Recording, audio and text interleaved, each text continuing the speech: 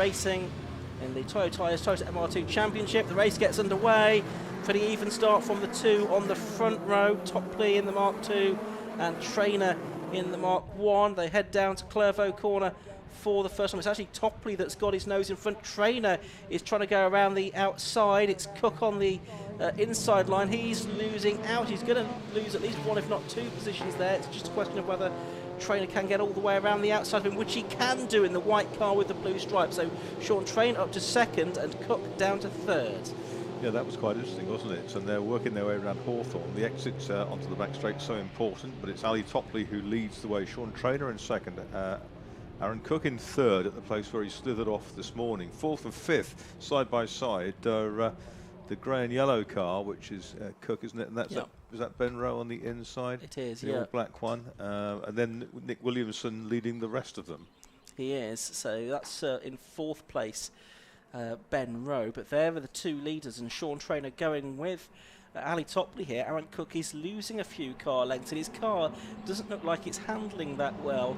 He lost a little bit more time there through the Jim Clark. I think Sean Trainer's car looks a little bit scraped up now. I'm not sure if that's something that's already happened in this race or if that's something, a legacy from earlier on, but there may have been some contact around the first couple of corners. There's the 84 car of Neil Stratton, the bright yellow car. He's just ahead of number 99, which is William Boggis, the driver in his first season of racing. Venturing off lines, isn't it? And Trainer had to brake really late to repel the resurgent Cook there. Aaron Cook coming back at him in the complex. Ben Rowe goes up the inside of Paul Cook behind them. There's Maxine Nichols going through. She had a big tank slapper on the back straight. We saw that on the live stream. She's somewhere in the middle of the pack, coming through to end the first lap. They're not waiting for a timing screen to update itself, but they can see Ben Rowe and Paul Cook. They're still disputing 4th position. And it was Topley leading by just under a second at the end of the first lap from Cook in 2nd place. From Trainer in 2nd place and Cook in 3rd. That's the fight for 4th position at the moment. Ben Rowe and Paul Cook just in the background. You can see Nick Williamson there in 6th, Daniel Sylvester 7th, 8th, 7th, half and 9th, lead round and 10th, Maybe in the Ulster. Difficult to overtake right now, particularly if you venture offline, you can get some very, very slippery stuff. There's 31 Ben Rowe, still with Paul Cook in 26 chasing him, and right ahead of them is the roadster of the last couple of years champion Aaron Cook.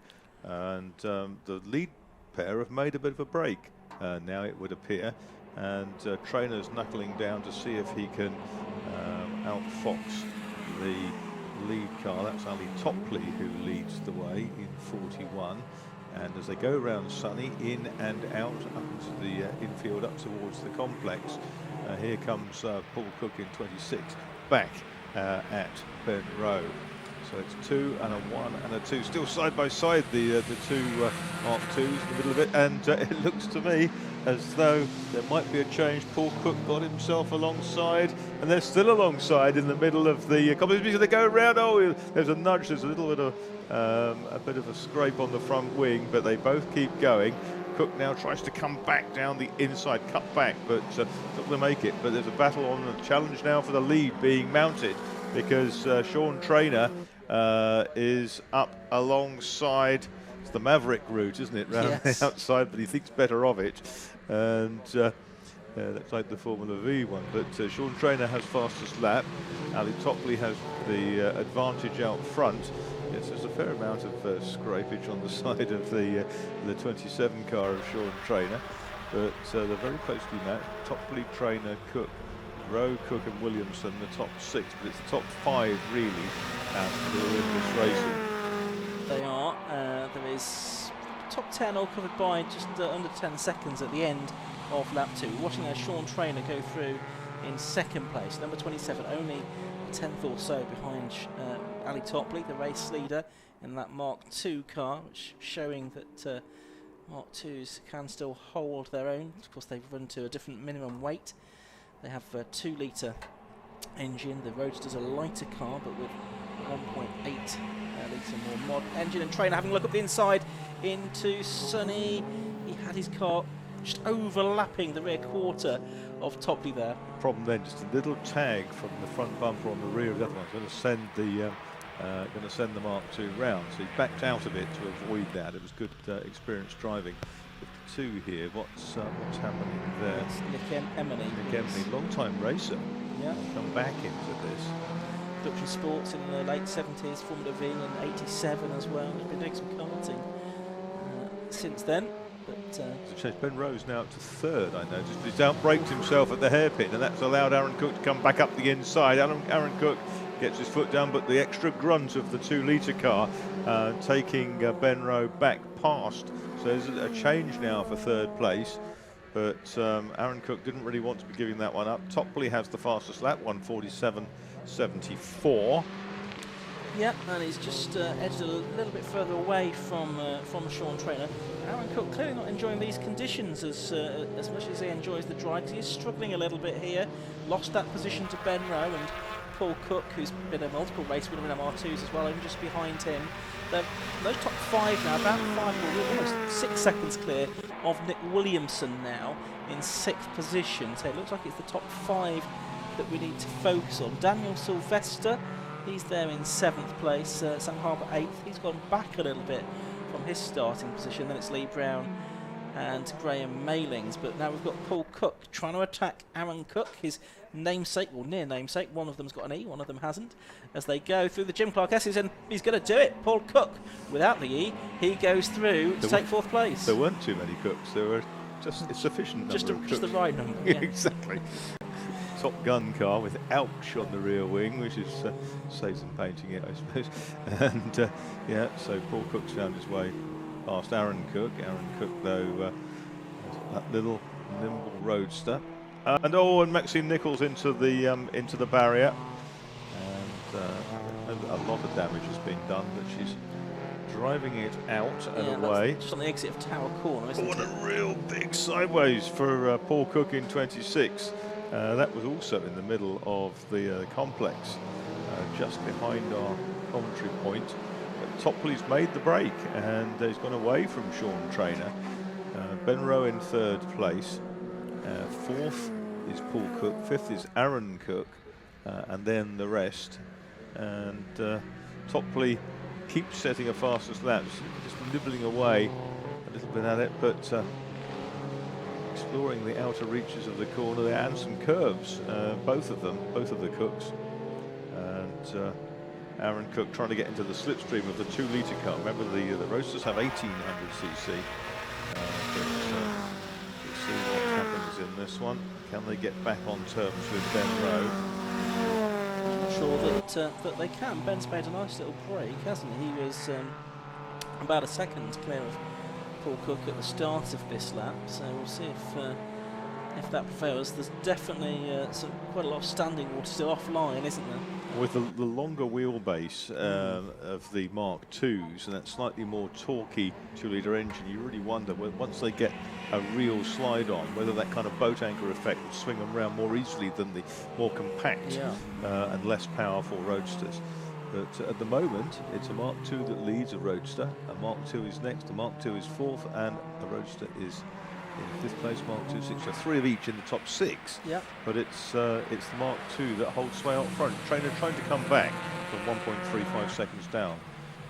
There we go, that's the top 5 just going through there. You can see how big that gap back is to Nick Williamson, who's still 6th, although he's got Daniel Sylvester now, I see, right with him in the number 21 Colfax, if we can pick that battle up for 6th place in a moment, because actually Williamson has got 4 cars right in his wake. There he is, Williamson, then Sylvester, then Sam Harper, then Lee Brown, and then Graham Mailing. So a mixture of the Mark IIs and the Roadsters there in this battle. Sean Traynor now in 2nd place has done the fastest lap, so he'll be narrowing the gap to Ali Topley. Here comes Sylvester. Second. New name on me, but Sylvester, I've not seen the MR2s this year. Yeah, he did a bit last year as well. He's from Yorkshire, so on home territory here. And a little bit timid into the braking area for Clervaux, but that wasn't timid, was it? From the 77 who came through. 71. 71's Mailings, isn't it? Yeah, so he's got ahead of Lee Brown now, who we saw out yesterday. He was a short oval man at one point, wasn't he, Mailings? And they came into MR2 with a very flashy kind of stock car style graphics all That's over right. his car. Did some Brisker F2 racing, short ovals.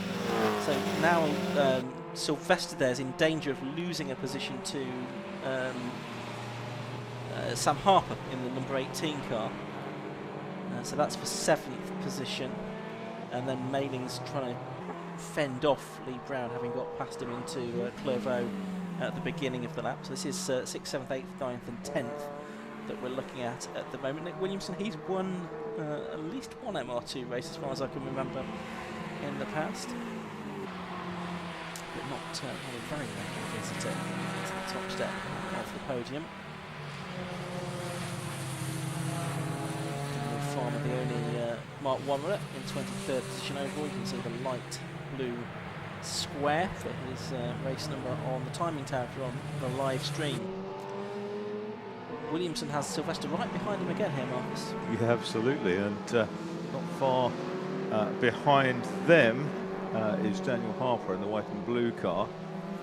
Trainer's reduced his best lap into the 46s meanwhile, and again that tighter exit, and there's a change again. Sylvester this time takes advantage of a slightly sideways Williamson. Williamson now with Harper lining up behind him. Maylings is on the other side, and behind him the very nice looking Summertown garage car of Lee Brown. Yeah, the lead gap, by the way, is coming down. It's 0.8 of a second now between Ali Topley and Sean Trainer.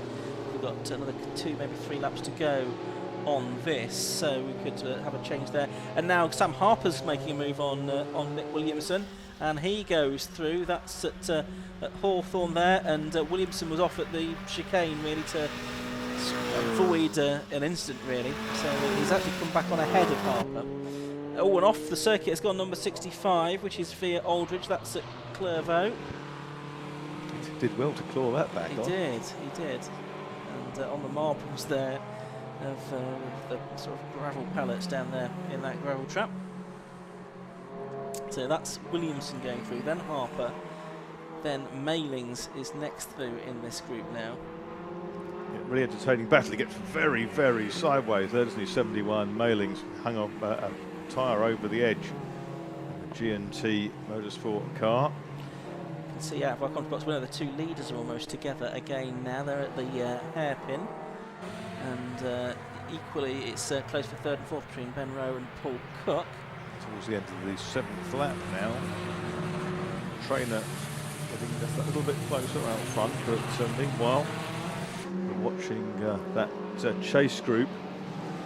There's the Summertown Garage. Oh, 76. That was looking immaculate on the grid. That's not a very good birthday present for Tim O'Brien, whose 49th birthday, I believe it is today. His first season of racing in a road motorsport prepared car. I was watching that group of 5 cars. We're watching battling for 6th because Tim Heron has joined the back of that group now in car number 8. We shall a few years ago after an incident at Castle Coombe. He's vastly experienced, Tim Heron, in MR2s. Yeah, isn't he? he's been doing it for about 11 or 12 years. Getting closer and closer. T-cut work needed on the wings before the next other abrasives are available, no doubt. To say the least, yeah. So there is Topley, Trainer right behind him now. We've not seen the last lap board yet, but I think we'll do it at the end of this tour, in this 15-minute race. It'll make it a 9-lap race. So we've got 10 out in dry conditions. And there's Cook, who's now ahead of Ben Rowe. So he's made that move on this lap, on the first half of this lap. Didn't see where that happened, but he has lost out as Ben Rowe on the screen there. The leaders coming into the complex once again. And then we'll watch for the next couple to come through. Paul Cook and Ben Rowe. And out of the hairpin.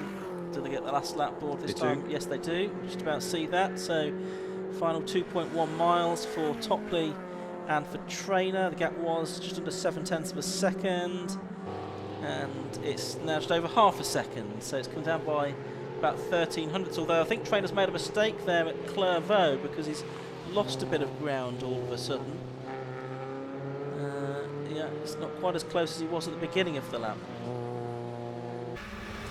He's continued to his previous lap time though, down to 1:46.71 as the track conditions steadily improve. Traffic ahead.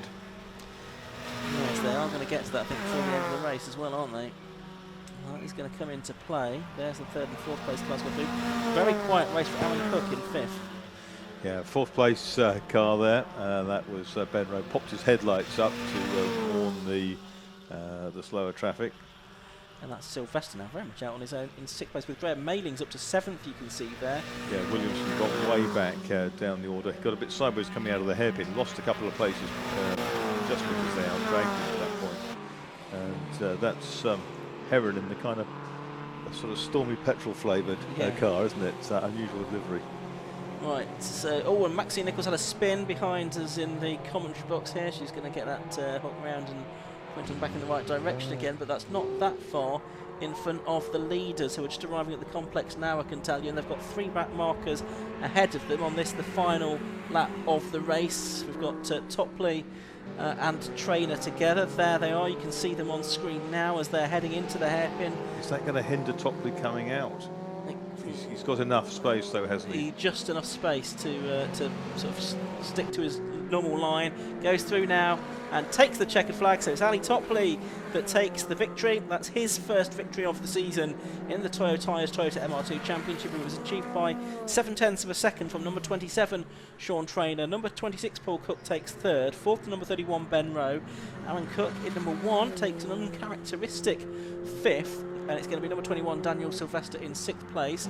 Everyone else is 7th, headed by number 71 Graham Mailings. Then it's 18 Sam Harper, 86 Lee Brown, 22 Nick Williamson, Tim Heron in the 8th car, and then Pete Hickson in 4. He is in 12th as 7 of them, or 6 of them certainly finished more or less together. Good drive that from Ali Topley though. Didn't put a wheel wrong, did he? He didn't, and to keep a 4-time champion at bay. I wonder if this circuit and conditions in combination actually favour the MR2 a little bit. I think you were saying there maybe the Mark maybe II, good reasons for the Mark II, I should say. Yeah. But I think if you can keep them tidy, they're good old tools. A bit heavier, aren't they? Which gives them a little bit more feel maybe. And that longer wheelbase, it might telegraph what it's doing a little bit better than the Roadster. That's right. So there we see them on their slowing down lap. Ali Topley with his hand out of the window to wave his acknowledgement and thanks to the marshals as he passes their marshals posts. Trainer there in second as one of the back markers, I think, and then Paul Cook third. Here are the results. Number 41 Ali Topley taking the victory then by 0.7 of a second. Number 27 Sean Trainer, then third 26 Paul Cook, fourth 31 Ben Rowe, fifth number 1 Aaron Cook, sixth 21 Daniel Sylvester, seventh 71 Graham Mailings, eighth number 18 Sam Harper, ninth number 86 Lee Brown, and 10th number 22 Nick Williamson. Tim Heron in number 8 was 11th, then 4 Peter Hickson, 84 Noah Stratton, 99 William Ferguson, Reece Dorman in 13, rounded out the top 15. Aldridge, Ruthven, Aldworth, Baxter and Hudson ending at the top 20. It's Formula 3 race at Hudson. Indeed. Jonathan Grimes, 21st, then Cook, Williams, Maxine Nichols, she had a couple of dramas on her way. Daniel Farmley only marked 1 driver. Today he finished 25th overall. Walker, Patrick Stone and Nick Emily, Andrew Strange and Tim O'Brien we saw had that incident and picked up some damage in the number 76 car to rule him out of the race a couple of laps or so earlier than he would have hoped. So that's the MR2s, and they are back out again later on at around about 3 o'clock, which is only an hour's time, for their second race of the weekend. A couple of races between now and then for the Swallow Hill Homes F1000 Championship and the High-Tech Alpha Romeo Championship. And then to round off our proceedings here at Croft today, we have the Tagiwa Club Enduro Championship. The race getting underway at around about 3:25, but it's for 125 minutes, so a shade over 2 hours. And that's the centrepiece of the weekend with more than 40 cars expected to take the start. And some really fantastic machinery in that field, Ian.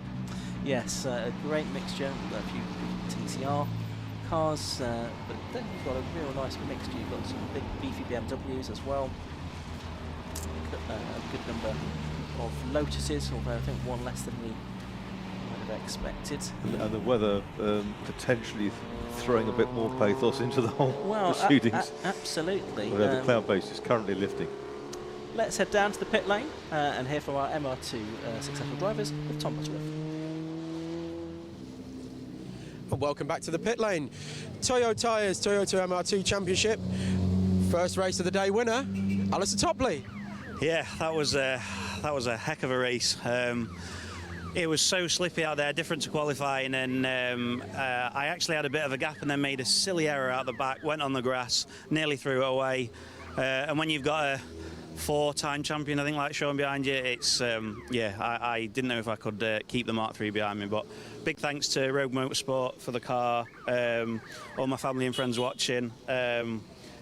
What a race, what a race. Hopefully it rains again for race 2. I was going to say, it sounds like you enjoyed it out there at the very least. Yeah, it's just when it's like that, you never know where the grip is from one corner to the next. And, I could see Sean trying behind. He nearly threw it off a couple of times. And, when we were racing like that, but then we're pulling away from the pack, just a really enjoyable race. And I know I can always race with Sean, nice and clean. And we've had some great battles and hopefully many more to come.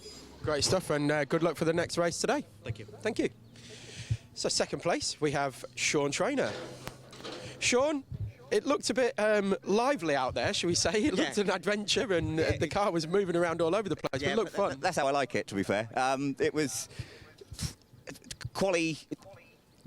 I left it too late. I should have just tried to put a lap in earlier on, but I got a great start. And I think it was, I don't know if it was his first or second lap. Ali got it on the grass coming out of church. I think it's, Tower, sorry. Yeah.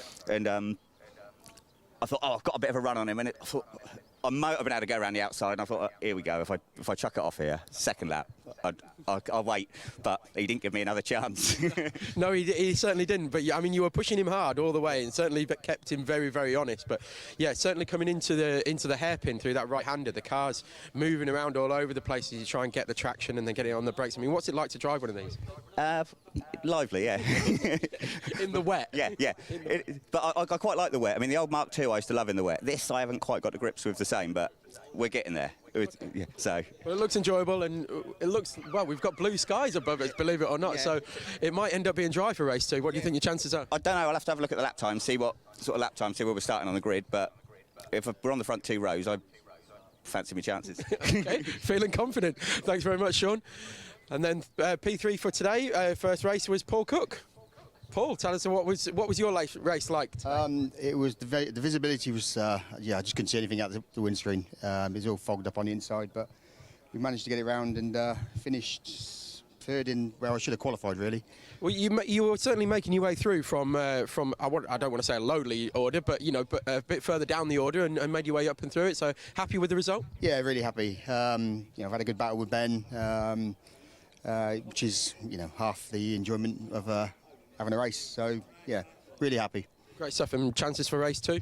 P3 will be good again, but if I went forward, I'll be even more happier. I think we all would as well. Thanks very much. So we will move on to the first race of the day and their final race of the weekend for F1000s.